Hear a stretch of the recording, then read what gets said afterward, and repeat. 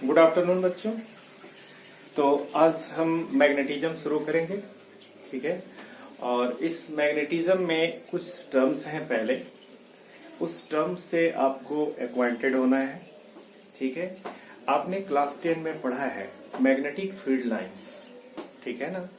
तो magnetic field lines क्या होते हैं और उनकी प्रॉपर्टीज, ठीक है। तो अब मैं एक ऐसे ही बोलता हूं, ठीक है। मैग्नेटिक फील्ड लाइन क्या होता है?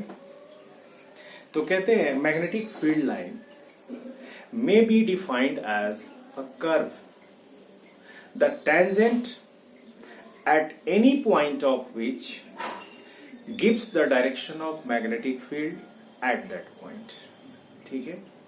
Listen once again, magnetic field line, और इसको हम कहते हैं मैग्नेटिक लाइन ऑफ फोर्स भी कहते हैं।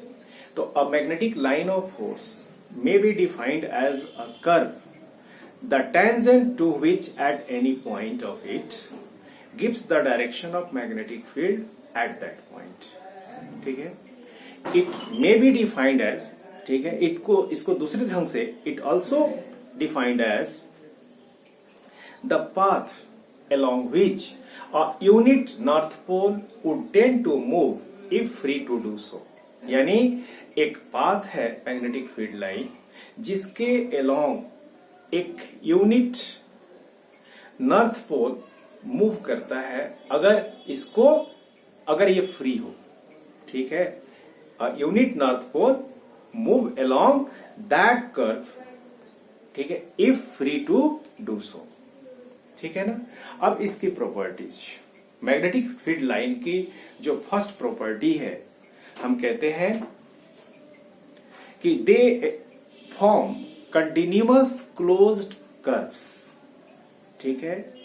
and outside the body of the magnet they start from north pole and enter the south pole, and inside the body of magnet they start from south pole and enter the north pole। जैसे इस तरह से आप देख सकते हो।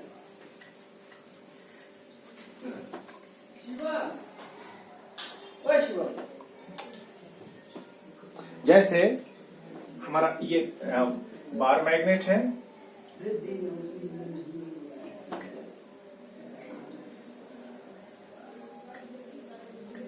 ये हमारा नॉर्थ पोल है और इस पॉइंट पे साउथ पोल है।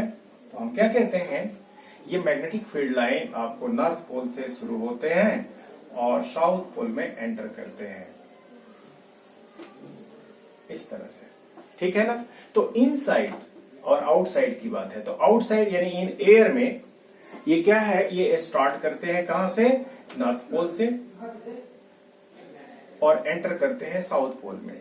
और inside the body of magnet ये आपको साउथ से, है ना, शुरू होकर के नॉर्थ में एंटर करते हैं, तभी तो क्लोज्ड कर्व बनता है, ठीक है ना। तभी क्लोज्ड कर्व आपको बनता है, कंटिन्यूअस भी होता है और आपको क्लोज्ड भी होता है। लेकिन आप इलेक्ट्रिक फील्ड लाइन में आपने देखा होगा कि electric field line start from positive charge and end at negative charge. Positive charge से शुरू होकर के नेगेटिव चार्ज पे एंड करते हैं। तो जिसका स्टार्टिंग और एंडिंग पॉइंट हो तो वो आपको क्लोज्ड कर्व नहीं होता। जिसे मान लो यहां से स्टार्ट करे यहीं पे एंड कर जाए तो यहीं तक हुआ ना, तो क्लोज तो नहीं हुआ। लेकिन यहाँ पे देखो आप, मैग्नेटिक फील्ड लाइंस जो है ना, ये क्लोज्ड कर्व ऐसे बनाता है, ठीक है ना, ये क्लोज्ड हो जाती है, ठीक है। इसी तरह हम इसको देख सकते हैं, ऐसे क्लोज्ड होता है, ठीक है। और ये तो फर्स्ट प्रॉपर्टी है। सेकेंड प्रॉपर्टी हम देखते हैं।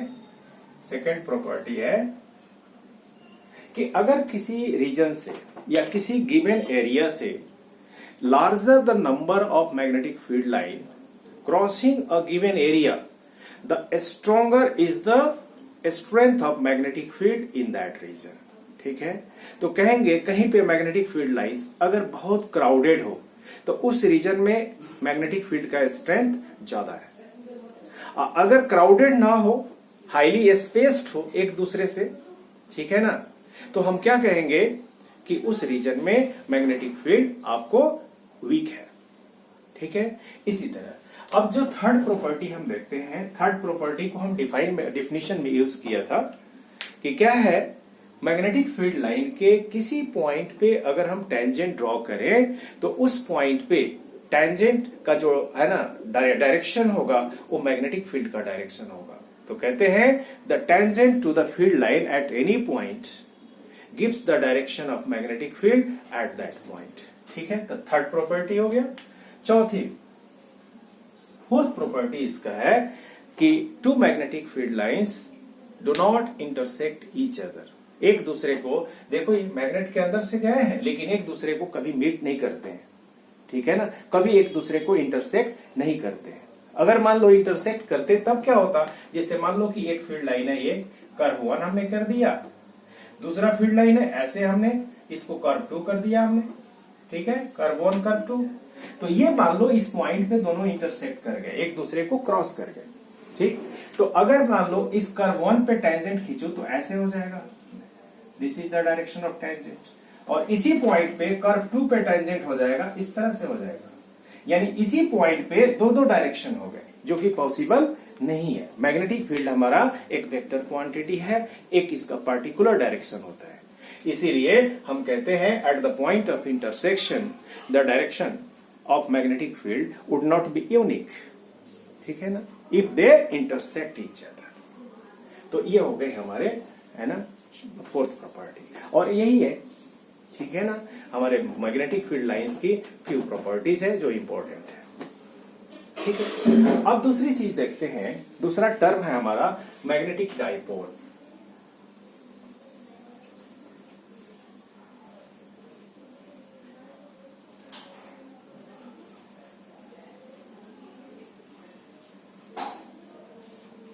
तो मैग्नेटिक डाइपोल से पहले आपने इलेक्ट्रिक डाइपोल जो कि आप पढ़ चुके हो, ये माइनस क्यू चार्ज सपोज करो और ये प्लस क्यू चार्ज है।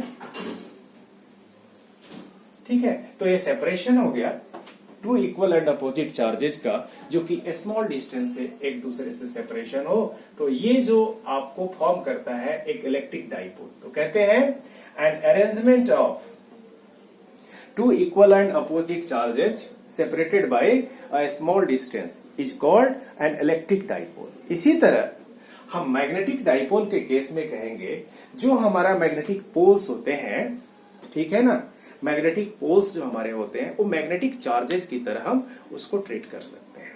ठीक है, तो एक को कहेंगे प्लस क्यूएम या माइनस क्यूएम कह दो, ये माइनस क्यूएम हो गया, मैग्नेटिक चार्ज हो गया। दूसरा जो हो गया आपको प्लस क्यूएम। ठीक है ना, ये आपको दो मैग्नेटिक, है ना, ये चार्जेज हो गए, ए पेयर ऑफ, तो ये अरेंजमेंट जिसमें दो मैग्नेटिक, है ना, पोल्स हैं, ठीक है, जो स्मॉल डिस्टेंस से सेपरेटेड हैं, ये फॉर्म करता है आपको मैग्नेटिक डाइपोल को। ठीक है ना, तो कहेंगे, है ना, कि अ पेयर ऑफ या एन अरेंजमेंट इन विच, ठीक है ना, two equal and opposite magnetic charges are separated by a small distance is said to form a magnetic dipole। ठीक है ना, the two equal and opposite poles, pole strengths कहिए आपको, ठीक है ना, या magnetic poles separated by a small distance is said to form a magnetic dipole। ठीक है, अब जरा देखो इनके बीच के डिस्टेंस को हमने क्या कर दिया, 2L। 2L is the distance। ठीक है, तो अब मैग्नेटिक डाइपोल मोमेंट क्या होता है,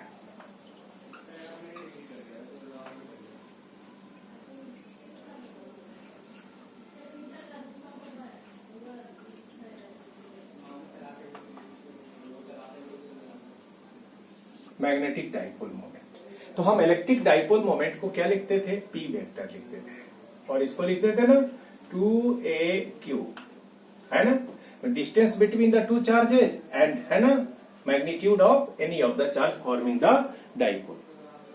क्यों हमने कहा था, इसको हमने कहा था ये मैग्नीट्यूड है आपको इलेक्ट्रिक डाइपोल मोमेंट का, और मैग्नेटिक डाइपोल मोमेंट का क्या है, इसे ही लिखेंगे हम। तो इसमें से जो, है ना, आइदर जो मैग्नेटिक पोल्स है, ठीक है, तो हम Q1 ले लेंगे उसका पॉजिटिव और इंटू 2L,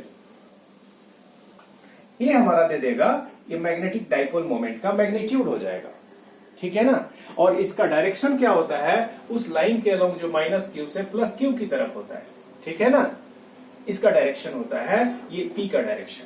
और इसमें जो है हमारा, मान लो हमने यहां पे लिखा है मैग्नेटिक डाइपोल मोमेंट एम लिखा है, और इसको अगर मैं वेक्टर में लिखूं तो मैं लिखूंगा M vector is equal to q m i into 2l। 2l पे वेक्टर कर दिया, और इसका डायरेक्शन क्या होगा यहाँ पे, यानी हम लिखते हैं माइनस क्यूएम से प्लस क्यूएम की तरफ, ठीक है ना। मैग्नेटिक डाइपोल मोमेंट का डायरेक्शन होता है उस लाइन के अलोंग जो माइनस क्यूएम से प्लस क्यूएम को जोड़ता हो, ठीक है ना। तो ये मैग्नेटिक डाइपोल। अब जरा देखिए, जो हमारे पोल स्ट्रेंथ होते हैं, जिसे हम कहते हैं ना साउथ पोल, नॉर्थ पोल कहते हैं मैग्नेट में, ठीक है। किसी बार मैग्नेट में दो पोल्स आपको उस पे इंडिकेटेड होता है, नॉर्थ एन और एस लिखा होता है, ठीक है ना।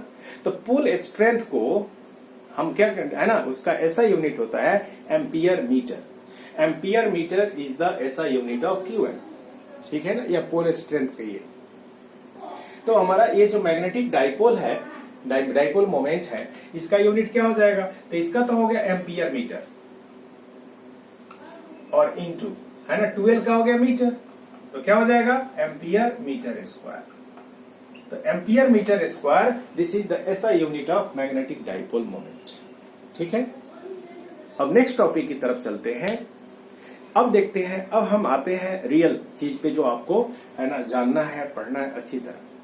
तो अब हम देखेंगे torque on a magnetic dipole placed in a magnetic field. किसी मैग्नेटिक फील्ड के अंदर किसी मैग्नेटिक डाइपोल को अगर हम प्लेस करते हैं तो उस पर टॉर्क कितना एक्ट करता है, ठीक है ना।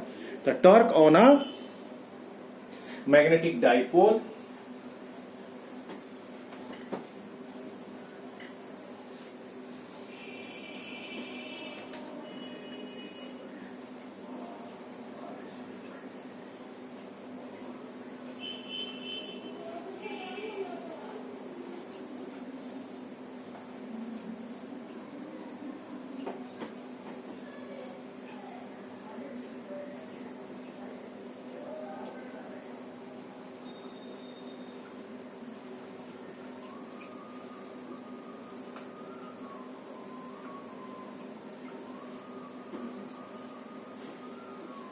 Torque on a magnetic dipole in a magnetic field, ठीक है। तो सपोज करें हमने यूनिफॉर्म मैग्नेटिक फील्ड हमने ले लिया, जो कि हम पैरेलल लाइन से इसको रिप्रेजेंट करते हैं, दिखाते हैं।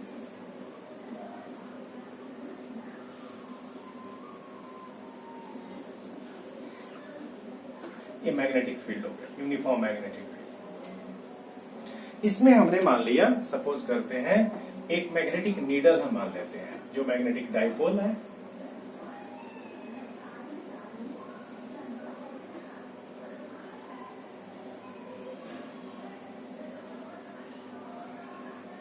ये कोई मैग्नेटिक नीडल है, हमने प्लेस किया हुआ है।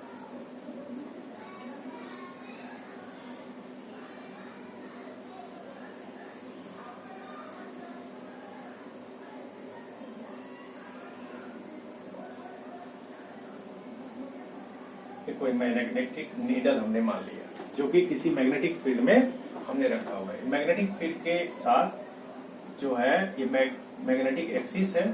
सपोज कर लेते हैं ये एस पोल है और ये नॉर्थ पोल है इस नीडल का, ठीक है ना। तो ये जो एक्सिस है मैग्नेटिक एक्सिस, सपोज करते हैं ये थीटा एंगल बनाता है, ठीक है, इसके साथ। और इसका जो लेंथ है ना एनएस का, ये 2l है। 2l is the length. N और एस के बीच का जो लेंथ है वो कितना है, 2l है। तो अब इस पे जो एन पोल पे जो फोर्स एक्ट करता है ना इस मैग्नेटिक फील्ड में, वो क्या हो जाएगा, आप देखोगे मैग्नेटिक फील्ड के डायरेक्शन में हो जाएगा। इस पे जो फोर्स एक्ट करेगा इसको हम लिखे QM B, और इसमें जो है फोर्स एक्ट करेगा मैग्नेटिक फील्ड के अपोजिट डायरेक्शन में, माइनस QM B हमने लिखा है। तो plus QM B minus QM B, ठीक है ना। तो देखो ये दोनों है ना एंटी पैरेलल है एक दूसरे के, ठीक। और लाइन ऑफ एक्शन भी डिफरेंट है, तो हम क्या कह सकते हैं, these two forces equal and opposite forces, ठीक है, फॉर्म ए कपल फॉर्म करेंगे। बस समझ में आ गए, जो कि है ना, और उस मोमेंट ऑफ कपल हम निकालते हैं या उसको टॉर्क कहते हैं, ठीक है ना। Torque is equal to torque that is equal to, हम क्या लिखेंगे, इस टॉर्क की वैल्यू होती है ना, ये फोर्सेज जो है दोनों में से कोई एक फोर्सेज QMB हमने ले लिया and perpendicular distance between the two forces. तो हम क्या करें, यहां से एक परपेंडिकुलर ड्रॉप करें इस तरह से,